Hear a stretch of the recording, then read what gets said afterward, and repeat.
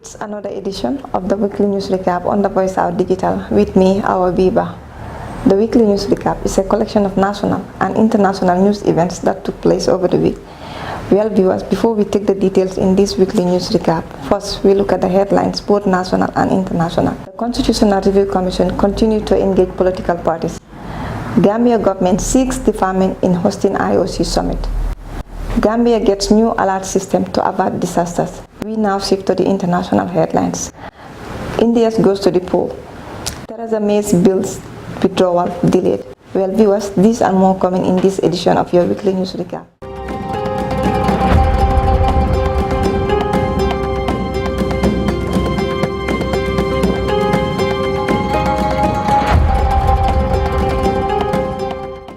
The Constitutional Review Commission continued their engagement with political parties to hear and receive their comments and contributions on the new constitution as part of their public consultation with the citizens. The CRC, which is mandated by an act of parliament, is to prepare the constitution of the country. All the political parties that attended among the majority opined that a president should disclose his or her gift on behalf of the state and should not engage in business that does not associate with the state. The majority of those who attended opined that local languages should be used as the National Assembly representation, where women, differently able, and young people should be equally represented. The Gambia government has seeks deferment in hosting of the International Islamic Conference, as announced earlier. The government of the Gambia has broken its silence by announcing in a press release that it is seeking a deferment of the hosting of the Organization of Islamic Cooperation's summit previously scheduled to take place in the Gambia this year. Media reports have recently indicated that Gambia will no longer be hosting the summit this year. Instead, the summit would be hosted by Saudi Arabia. There has been a lot of discussions in the media of the late about Gambia no longer hosting the summit this year due to inadequate capacity of the government towards meeting certain expectations such as road rehabilitation, capacity, security, among others. Pamodu Bojang, a journalist, has claimed $15 million from the government of the Gambia over damages he incurred during the Faraba Bantang incident. The staff of the Banjul Breweries Company held a protest as a result of the heavy tax levied on the company. Okay, not actually a demonstration, but we are sending our message to the public, especially government officers, because we had an issue which disturbed a lot the staff and the management of Banjul Breweries, which is the high tax, because they increased the tax from 10 to 75%, which we feel that is too high, so high, if you compare to the sub-region. We are the highest within that, and we are the smallest country within the sub-region, which means that I think so the government want to kill the Banjul Breweries. Because presently there are certain places where we used to have 4 people, now maybe 3 or 2 people are there, and that's power. It's disturbing them.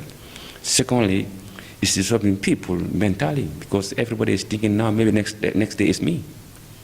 You know, it's disturbing everybody. According to Alaji Sise, the president of the staff, said their main reason for protecting is to send a message to the government for them to fast-track their negotiation with the Banjul Breweries. Considering the high tax, this is affecting them. Almost 18 of their staff are already laid off, which is not good for them. Let the government reduce the tax on our company. We want to work. The tax level on the company is high and it is affecting us directly. He added that the government is not fair with us. We want them to reconcile out and reduce the 75%. It is not traditional when compared to their reason. He said he did not know the reason behind the 10% to 75%, which is not traditional. Leah Jahate reported. The Public Utilities Regulatory Authority, PURA, has disclosed that the main defaulters of the regulatory fees charged to regulate entities have hampered their activities in the past 2 years. During its presentation of the 2017 and 2018 activity reports and financial statement before the National Assembly, both NAWEC and GAMTER regulatory fees compliance have not been encouraging despite consideration and encouragements over the 2 years. The Gambia government has secured an alert system to avert disasters in the upcoming rainy season. The Gambia has a new disaster initiative alert system, a technological initiative which is expected to assist the country in its disaster preparedness and prevention strategies for both natural and man-made disasters like climate change.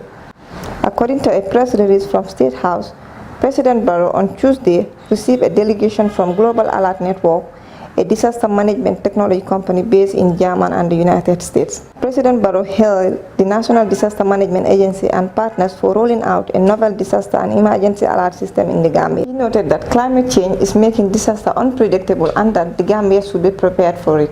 Well, viewers, we now shift to the international news as part of this weekly news recap.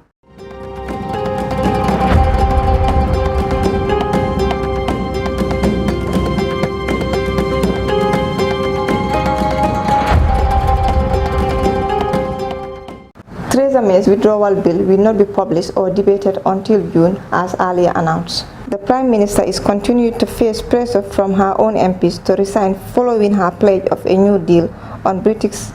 It comes after Common leader Andrew Leeson stepped down on Wednesday night over the MP's Brexit policy. Several cabinet ministers has also told the BBC that Mrs. May cannot stay in her position.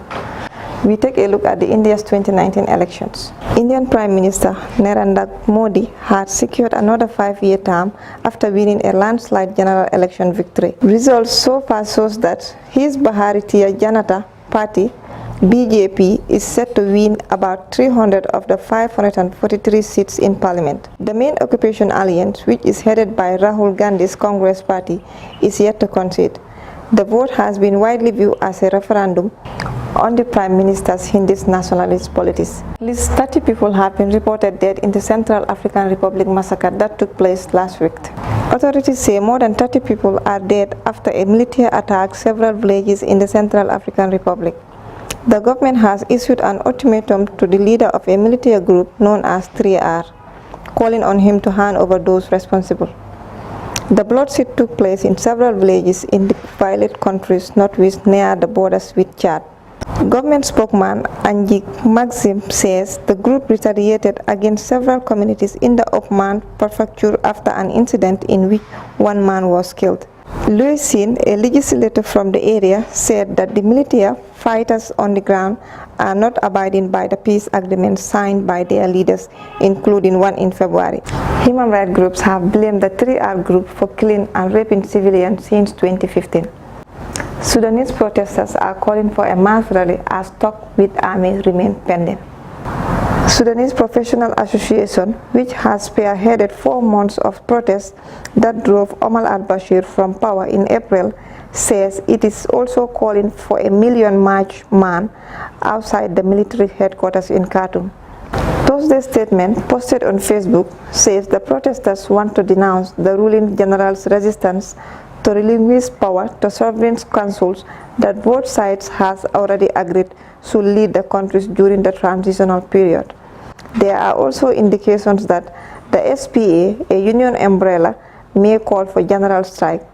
The two sides have held several talks since the military overthrew Omar al-Bashir's 30 years of power in April. Well, viewers, that's for all in this edition of your weekly news recap.